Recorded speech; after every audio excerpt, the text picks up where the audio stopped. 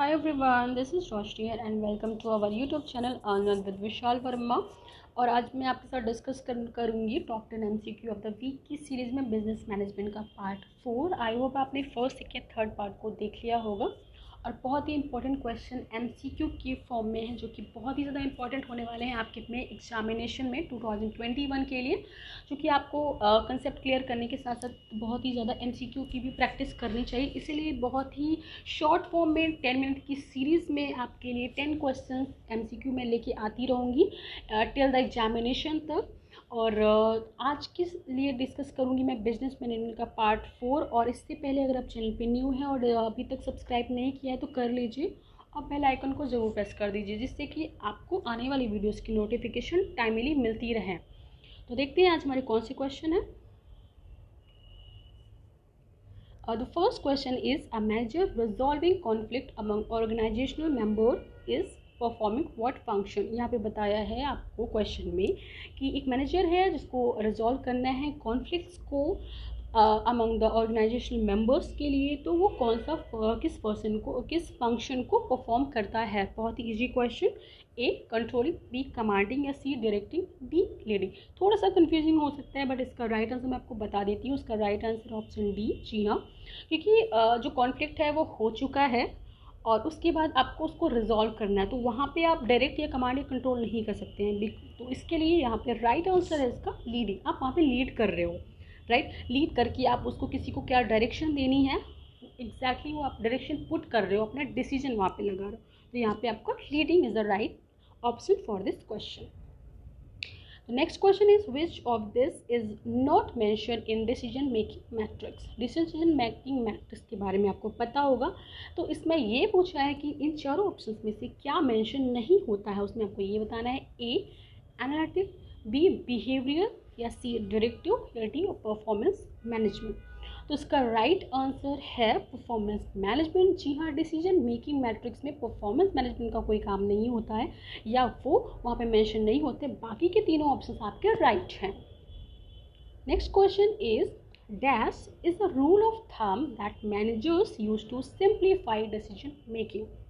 यहाँ पे important question है ये और इसके ऑप्शंस हैं sunk cost, framing, C heuristic या D none of the above. यहाँ पे बताना कि जो रूल ऑफ थंब है जो कि मैनेजर के द्वारा सिंप्लीफाई किया गया है डिसीजन मेकिंग लेने में, तो वो कौन सा है। इसका राइट आंसर है ह्यूरिस्टिक मेथड। जी हाँ, ये बहुत ही इंपॉर्टेंट अप्रोच है, ये टेक्निक भी इसको हम बोल सकते हैं, जो कि बहुत ही सिंप्लीफाई करके एक अप्रोच है जो कि प्रॉब्लम सॉल्विंग में, लर्निंग में, डिस्कवरी में that employees a practical method देता है। बट गारंटीड नहीं है कि ये सही होगा या परफेक्ट होगा, बट सफिशिएंट देता है इमीडिएट गोल के लिए। अगर आप कर रहे हो, आप एग्जैक्टली इमीडिएट एक्शन लेना चाहते हैं किसी गोल्स के लिए, तो ये आपकी टेक्निक जो है वहाँ पे काम करती है। तो this is a important question heuristic method. ये पेपर फर्स्ट भी आपने पढ़ा होगा, डिस्कवरी मेथड ह्यूरिस्टिक का, जो कि आर्मस्ट्रांग ने दिया था। बहुत ही इंपॉर्टेंट क्वेश्चन है guys. Next question is the voluntary and involuntary permanent withdrawal from an organizational is called। important question and easy question। voluntary और involuntary permanent जो withdrawal है एक एम्प्लॉय का एक, तो उसको क्या बोलते हैं आपको ये बताना है। ए टर्नओवर, बी बिहेवियर या C misbehaviour, D none of the. Easy question and easy option also. तो इसका राइट आंसर है ऑप्शन ए टर्न ओवर। कोई भी एम्प्लॉय है, कोई भी ऑर्गेनाइजेशन जो कि वर्क कर रहा है, अगर उसे आप निकाल रहे हो उसकी इच्छा और उसकी अनिच्छा के विरुद्ध, तो उसे हम टर्न ओवर कहते हैं। इसीलिए जब उसका रेशियो निकाला जाता है, हमने पढ़ा भी है, टर्न ओवर रेशियो निकालते हैं कि कितने एम्प्लॉय आए हैं एक टाइम पीरियड में या कितने गए हैं, तो इससे हम टर्न ओवर बोलते हैं। The next question is dash is discretionary behavior that is not part of an employee's formal job requirement but that promotes the effective functioning of the organization।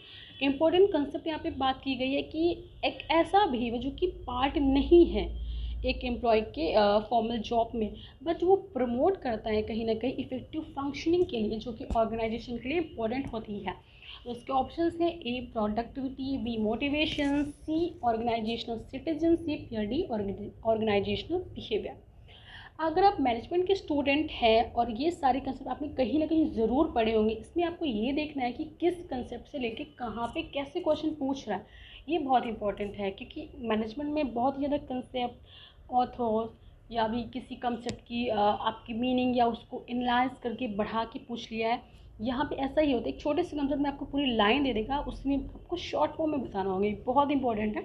तो इसका राइट आंसर है organisational citizenship. जी हाँ, in industrial and organisation psychology, organizational citizenship behavior OCP is a person voluntary commitment within an organization or a company that is not a part of his or her contractual task, but organizational citizenship behavior has been studied since the late 1970।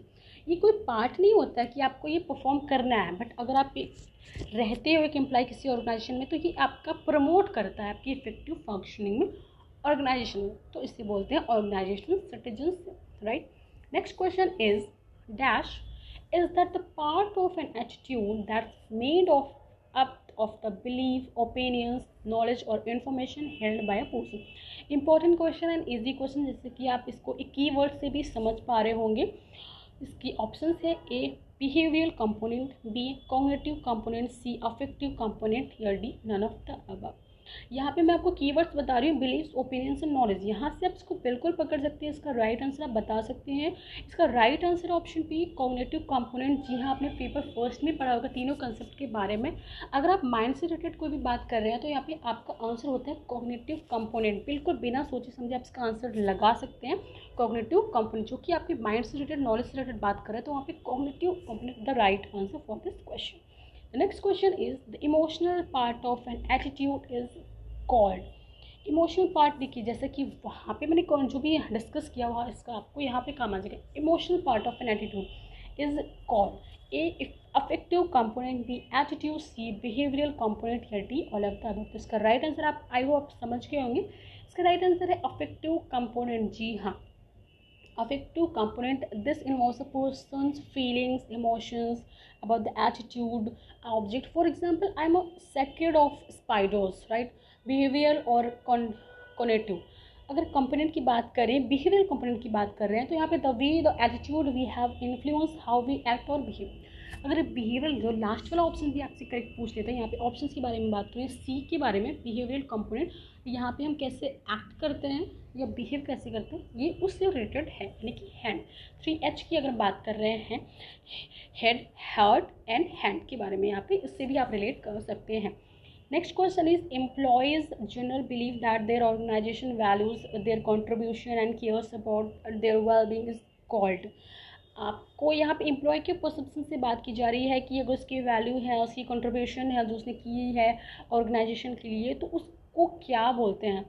A behaviour, B workplace misbehaviour, या C organisational behaviour, या D perceived organisational support. इसका right answer D perceived organisational support. जी हाँ, POS refers to employee perception concerning the extent to which the organization values their contribution and cares about their well-being। POS has found to have important consequences in employee performance and well-being। क्योंकि जो employees का एक belief बन जाता है organisation के बारे में, तो वो ऑलवेज भी सपोर्ट करने लगता है, कि वो उसका एक परसीव्ड खुद का परसेप्शन होता है ना, कि उसको फोर्सफुली नहीं किया जाता है, वो परसीव्ड ऑर्गेनाइजेशन सपोर्ट होता है। Next question is any compatibility और इनकन्सिस्टेंसी बिटवीन एटीट्यूड्स और between behaviour and attitudes is called. यहाँ पे आपका क्वेश्चन पूछ रहा है कि कंपैटिबिलिटी और इनकन्सिस्टेंसी जो है एटीट्यूड और बिहेवियर के बीच में, तो उसे क्या बोलते हैं। A attitude service, B personality, C cognitive dissonance, D none of the above. तो इसका राइट आंसर है, मैं आपको बता दूँ, इसका राइट आंसर है कॉग्निटिव डिसोनेंस। जी हाँ, cognitive dissonance refers to a situation involves conflicting attitudes, belief or behavior। This produces a feeling of mental discomfort leading to an alternation in one of the attitudes, belief or behaviors to reduce the discomfort and restore balance। Right, cognitive balance यानी कि आपका disturbance, mental disturbance को यहाँ पे denote कर रहा है कि वहाँ पे कंपेटिबिलिटी नहीं है, कंसिस्टेंसी भी बन चुकी है बिटवीन एटीट्यूड और बिहेवियर में, तो उसे हम बोलते हैं कॉग्निटिव डिसोनेंस के बारे में। The next question is making decision on the basis of experience, feeling and accumulated judgement is called as. बहुत ईजी क्वेश्चन। और decision making B structured problem, C intuitive decision making, या D none of the above. यहाँ पे बात की जा रही है अगर किसी को बहुत ही ज़्यादा इंट्यूशंस आते हैं, इंट्यूशन यानी खुद की अंतर आत्मा की आवाज़ जिसे हम बोलते हैं, तो वहाँ पे अपने बेसिस पे अपने एक्सपीरियंस, फीलिंग, एक्टिविटी, जजमेंट के अकॉर्डिंग अगर वो कोई डिसीजन ले रहा है तो उसे क्या बोलते हैं। इसका राइट आंसर है option C, intuitive decision making. Next question नहीं है, 10 क्वेश्चन कंप्लीट होते हैं आज के हमारे। आज आई होप आपने बहुत ही ज़्यादा एंजॉय किया होगा और सीखा भी होगा।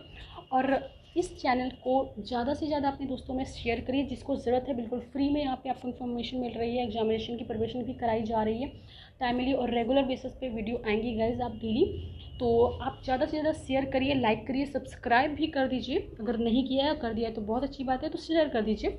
और इसी तरह हंसते मुस्कुराते सीखते देखते रहिए आनंद विद विशाल वर्मा। आज के लिए इतना ही, मिलते हैं अपने नेक्स्ट सेशन में। तब तक के लिए thank you so much, have a nice day.